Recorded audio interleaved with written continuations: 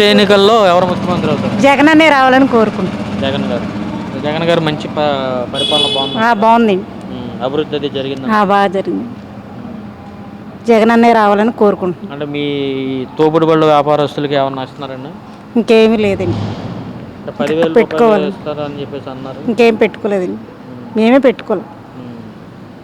జగన్ అనే రావాలని కోరుకుంటున్నాను. రాబోయే ఎన్నికల్లో ఆంధ్రప్రదేశ్లో ఎవరు ముఖ్యమంత్రి అవుతారు అనుకుంటున్నారు?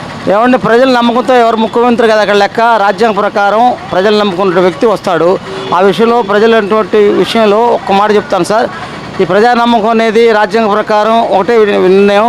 వారు నమ్ముకున్న వ్యక్తులను వారు కాపాడుతుంటారు. అయితే డబ్బు పరంగా ఈ యొక్క ఓట్ల పరంగా అది కదా అక్కడ లెక్క. మీరు మనిషిని నమ్మి ఓటేయండి అంతే.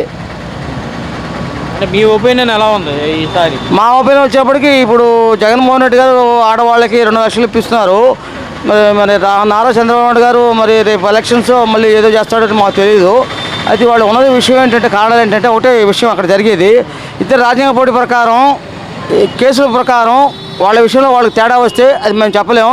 ఇవాళ మటుకి ప్రతి ఒక్క నాయకుడు ప్రతి ఒక్క మనిషి రాజ్యాంగం ప్రకారం నిర్ణయించాలని కోరిక నాది. బాబాయ్ చెప్పండి, వచ్చే ఎన్నికల్లో ఎవరు ముఖ్యమంత్రి అవుతారు? మళ్ళీ జగన్ అవుతాడయ్యా. మళ్ళీ ఎందుకని? ఎందుకనంటే ఇప్పుడు చేసేది పనులు చేస్తున్నాడు. అది ఆడవాళ్ళకి కదా పండిస్తాం కానీ అయితే అన్నీ కానీ మంచి మంచి పనులు కానీ చేస్తున్నాడు. ఈ పిల్లలకి మరి డొనేషన్ వస్తుందా చదువుకునే పిల్లలకి?